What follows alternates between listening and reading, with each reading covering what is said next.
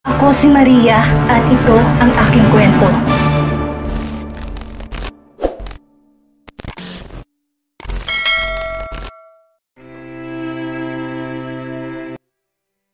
Isinama sa meeting si Carmela pero wala naman siyang ginagawa kundi ang maupo at makinig lang.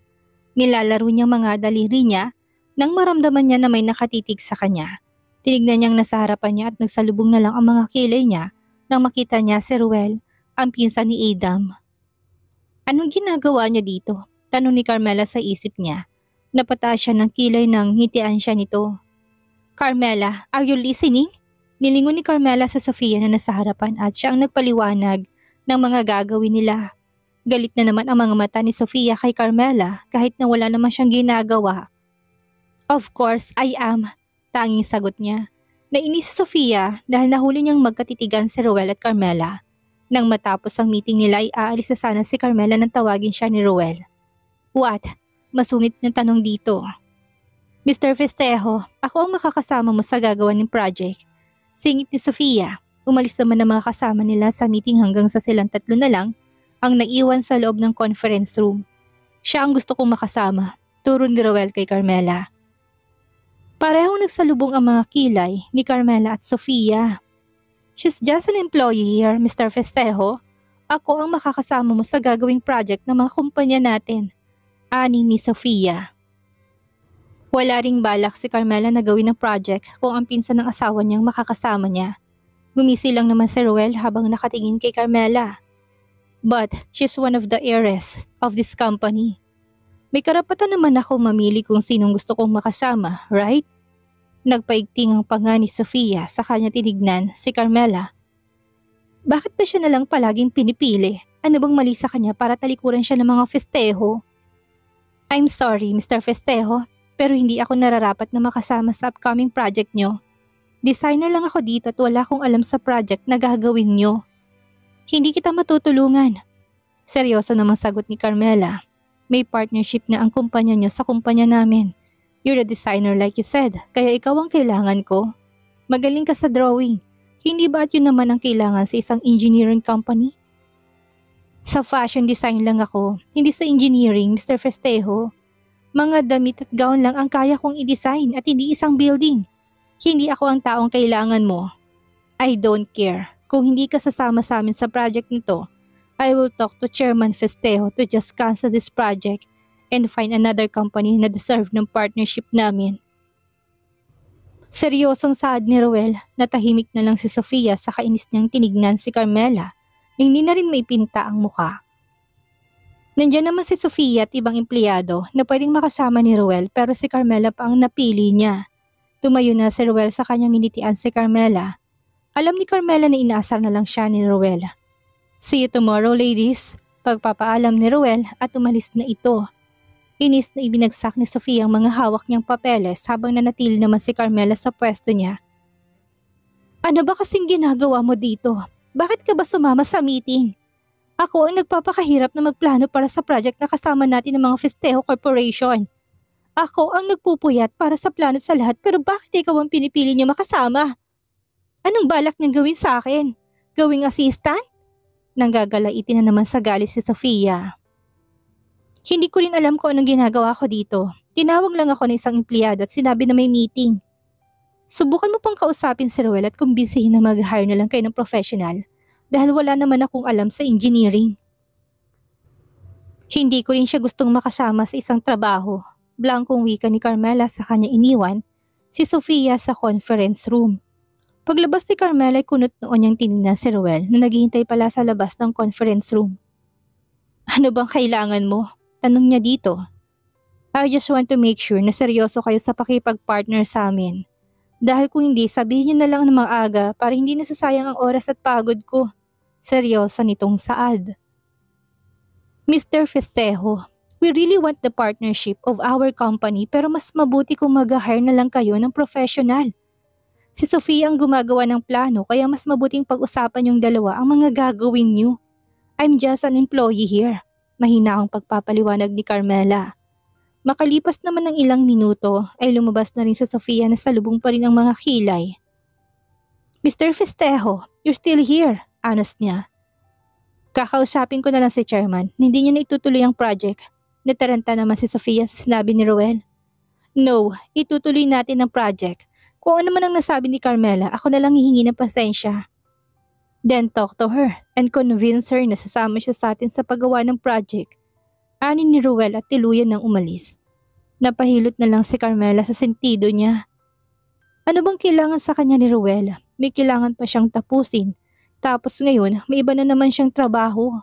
Wala naman siyang alam sa engineering. Inis na humugot ng malalim na buntong hininga si Sofia. Ayaw ko tang makasama sa trabaho pero ayaw ko rin namang i-cancel ang project na to. Ilang gabi na ako napupuyat para lang matapos ang plano. Para lang may present kay Ruel. Hindi ako makakapayag na ikaw ang sisira ng mga ginawa ko. Sa ayaw at sa gusto mo, sasama ka sa project. Masungit na wika ni Sofia. Napipilitan pa siya na makasama si Carmela.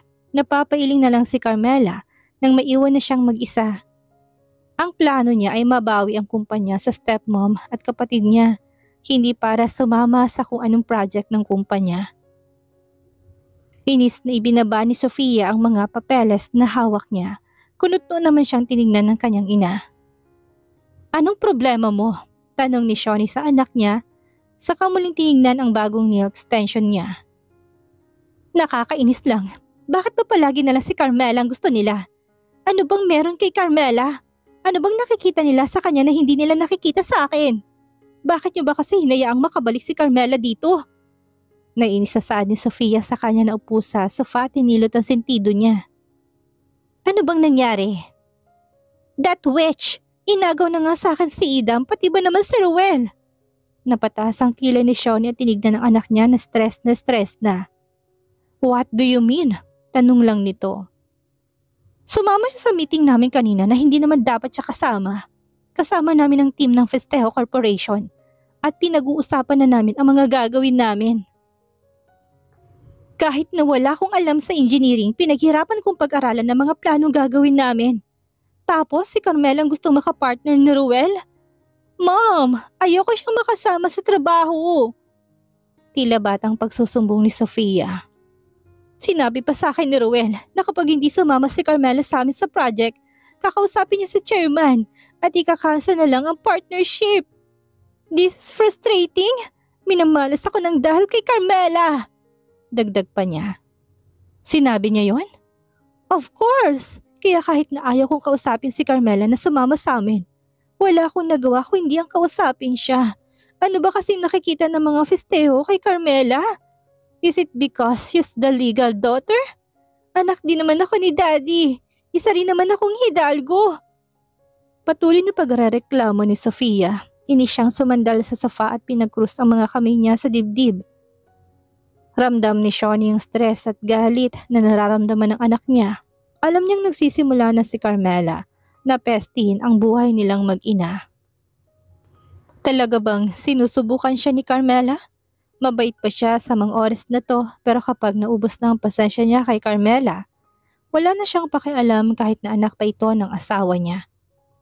Piliin mong binabangga mo, Carmela, ani Shawnee sa isip niya. Mom, anong gagawin ko? Nainis pa rin saad ni Sofia. Huwag kang mag-alala, kakausapin ko mga magulang ni Ruel. Ipagkakasundo kita sa anak nila. Dalawa ang magiging tagapagmana ng Festejo Corporation. Kaya okay lang na hindi ikaw ang naging asawa ni Idam. Dahil hindi si Idam ang naging asawa mo, si Ruel na lang ang para sa'yo. Ang balita ko ay mas pabor si Chairman Festejo kay Ruel ngayon kaysa kay Idam. Mas mataas ang posisyon ni Ruel sa Festejo Corporation kaysa kay Idam. Isa lang ang pwedeng maging tagapagmana ng Festejo Corporation at dapat si Ruel Festejo yon, hindi si Idam. Makikipagkasundo tayo sa pamilya ni Ruel kaya tingnan ko na lang kung hanggang saan ang yabang ng Maria Festejo na yan. Nakangising saad ni Shawnee. Napaayos naman sa pagkakaupo si Sofia dahil tila ba nagkaroon siya ng pag-asa para maging Mrs. Festejo. Really? Can you do that? Bakas ang excitement sa tinig niya, lalong napangisi si Shawnee. Dahil sa excitement na naramdaman ng anak niya, biglang nagbagong mood nito. Of course, kung hindi ko mampisatin ng isang festejo, may isang festejo pa naman. Festejo versus Festejo and Hidalgo versus Hidalgo. Matira matibay na lang. Napangiti naman si Sofia sa sinabi ng kanyang ina. I like that. Pero kakakasal pa lang ni Idam at ni Carmela. Ibig bang sabihin yan, next year pa kami ni Ruel? Tila sigurado na kaagad si Sofia ang pakakasalan siya ni Ruel. Kapag nakausap ko ng mga magulang ni Ruel, pwede na kayong ikasal kapag pumayag sila. I don't care about that pamahiin.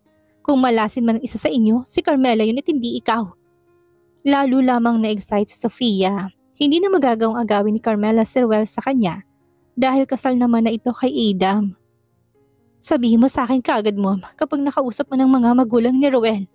Ani ni Sofia na ikanatango ni Sioni. Nang matapos kumain ng dinner ni Carmela at Idam, ay naupo silang dalawa sa sofa. Pareho silang nakaharap sa laptop nila. Nang maalala ni Carmela, si Ruel ay tiningnan niya si Idam. Kamusta ang relasyon mo kay Ruel? In good terms ba kayong dalawa? Tanong niya. Napahinto sa pagtitipa sa keyboard niya si Idam sa kanya tinignan si Carmela. Why did you ask? Kunit noon niyang tanong, ayaw na ayaw pa naman niya na pinag-usapan si Ruel. Wala lang naman, tanging sagot ni Carmela. Are you interested in him? Tinignan ni Carmela si Idam at hindi maipintang mukha nito. Nagtanong lang siya, interesado na kaagad? Hindi, natanong ko lang, ani at muli ibinalik sa laptop ang atensyon niya. Hindi na lang din nagtanong pa si Ida dahil baka pag-awayan pa nilang pinsan niya. Kinabukasan, diretso na sana si Carmela sa production room nang harangin siya ni Ruel. Hindi naman sila magkakilala pero bakit siyang ginugulo nito? Lalampasan niya na lang sana si Ruel na magsalita si Ruel. Kunwari ba hindi mo ako nakita? Wika ni Ruel. Kaya napahinto sa paglalakad si Carmela. Hinarap ni Carmela si Ruel. Ano bang kailangan mo? May trabaho pa ako na kailangan kong tapusin ngayong linggo. Pwede niyo naman muna na pag-usapan ang mga plano niyo pagkatapos igagawin ko na lang ang ipapagawa mo. Siya nga pala, marunong lang ako mag-drawing ng mga damit at gowns. Pero wala akong alam sa pagdodrawing ng mga building gaya ng gusto mo kaya kung gusto mo ng mas maganda at successful na project, I suggest yun na mag-hire na lang ng professional, yung may alam talaga sa engineering. Seryoso niyang saad. Gumisi lang naman si Ruel sa kanya. Do you really want to cancel this project? Napairap na lang si Carmela. Alin ba sa mga sinabi niyang hindi naintindihan ni Ruel? Wala akong sinabi na gusto kong i-cancel. Ang akin lang naman, mag-hire kayo ng mas magaling. We already did that, pero sasama ka pa rin sa project. Matigas pa ring saad ni Ruel. Mr. Festejo, good morning. Hindi ko alam na maaga ka palang pumasok ngayon. Singit ni Sofia na makita niya na magkasama si Carmela at Ruel. Miss Sofia, kinausap mo na ba talaga ang kapatid mo tungkol sa project? Wika ni Ruel kay Sofia, kaya nilingon ni Sofia si Carmela. Maaga pa pero pakaramdam niya, masisira na kaagad ang araw niya. Huwag kang mag-alala, nakausap ko na siya at sasama siya sa atin. We have meeting 8:30 this morning, Carmela. Be on time. Saad ni Sofia kay Carmela na tila ba wala nang magagawa sa desisyon ng dalawang taong nasa harap niya. Doon na muna tayo sa office ko, Mr. Festejo, para mapag-usapan pa natin ang mga plano sa project. Baling ni Sofia kay Ruel. Sumama naman si Ruel kay Sofia. Isang malalim na buntong hininga ang pinakawalan ni Carmela saka siya pumasok sa production room.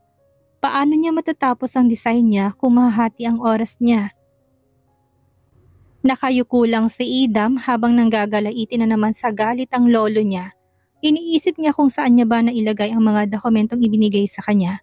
Sa dami ng mga papeles na ibinigay sa kanya ngayong linggo, hindi niya na matandaan kung saan niya nailagay isang dokumento na hinahanap ng lolo niya. Galit na ibinagsak ni Chairman Festejo ang folder na hawak nito sa lamesa. Ang akala ko, nagbago ka na. Pero hanggang ngayon hindi mo pa rin alam ang ginagawa mo. Nasaan bang utak mo, Idam?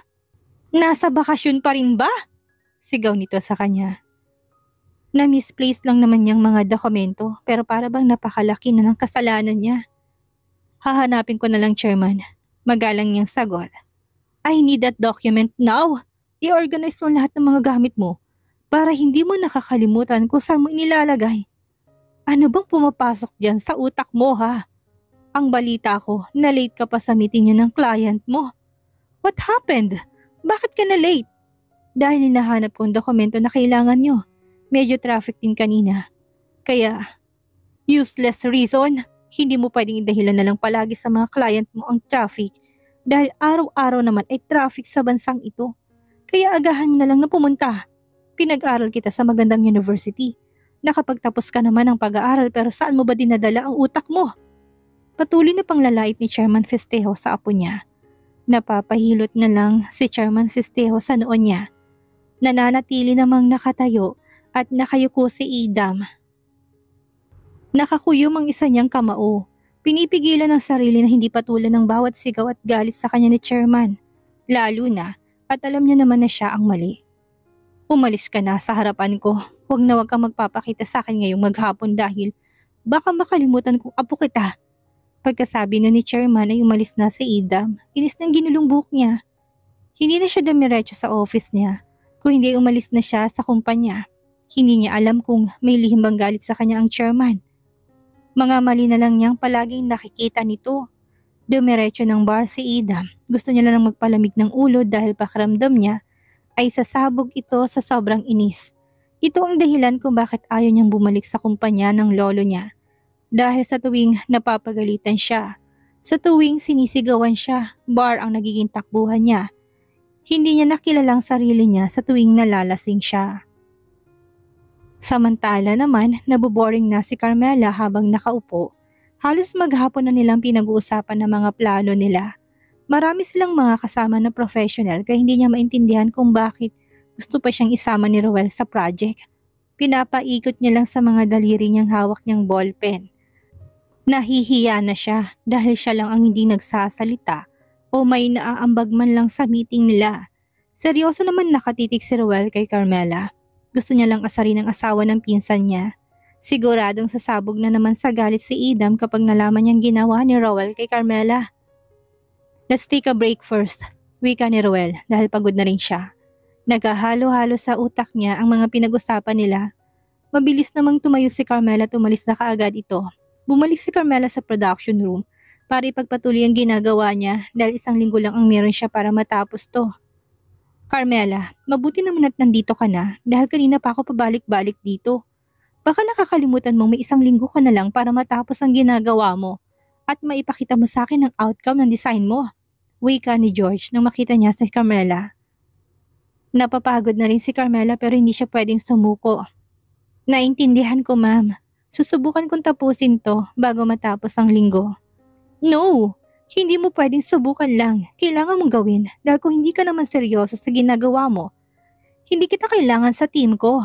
Kasali ang team ko sa isang fashion week sa France sa susunod na buwan. Kung hindi mo matatapos, sa ibinigay kong oras sa'yo ang design mo, paano kita isasama sa team ko? Sigaw nito. Naintindihan naman ni Carmela na mahalaga ang bawat oras. Pero paano niya ba hatiin ang katawan niya sa mga trabahong ibinigay sa kanya? Gusto mo bang ikaw ang alisin ko sa sarili mong team? Sabat ni Roel kaya napatingin sa kanya si Carmela at George. Mabilis namang nakilala ni George ang taong nasa harapan nila ngayon. Mr. Festejo, nakayuko niyang wika. Tinignan ni Roel ang ginagawa ni Carmela at halos wala pa itong kadesign-design. May kailangan po ba kayo, sir? Malambing na tanong ni George. Kanina lamang ay galit ang tono nito pero dahil si Roel ang nakaharap para bang biglang lumambot ang dila niya. Carmela's part of my team too, kaya asahan mo na hindi siya full-time designer mo. Kung may problema ka, dahil hindi niya natatapos sa mga trabaho niya, ako ang kausapin mo. Seryoso at blankong saad ni Roel, mabilis namang tumango si George. Yes sir, pasensya na po dahil hindi ko alam na may ibang trabaho pa pala si Miss Hidalgo. Sa susunod na maririnig ko pa na pinapagalitan mo si Carmela o kapag nalaman ko na pinapagalitan mo pa rin siya, ikaw ang ipapaalis ko sa trabaho mo. Natakot naman si George sa pagbabanta ni Roel kaya mabilis siyang tumango. Bakit ka ba nangingialam? Kumpanya mo ba ito para takutin ng mga empleyado? Wika ni Carmela sa kanya iniwan ng mga to.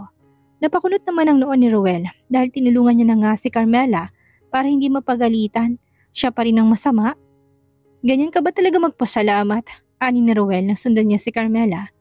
Ano bang dapat kong ipagpasalamat sa'yo? Kung hindi mo lang sana ako sinama sa project niyo na yan, makakapag-focus ako sa pagde-design ko. Nakikita mo naman na wala akong naitutulong sa meeting nyo. Inis niyang sagot habang patuloy yung paglalakad niya. Kapag ba si Adam ang inutusan ni Lolo sa trabaho nito at isinama ka rin niya sa team niya, magagalit ka rin ba ng ganito sa kanya o matutuwa ka? Inis na hinarap ni Carmela si Ruel. Ano kaya ang mangyayari ngayon si Carmel ang ginagamit niya para mainis si Adam? Ano ang mangyayari kay Adam dahilan para si Carmela ang sumundo sa kanya? Yan ang ating aalamin sa susunod nating kabanata.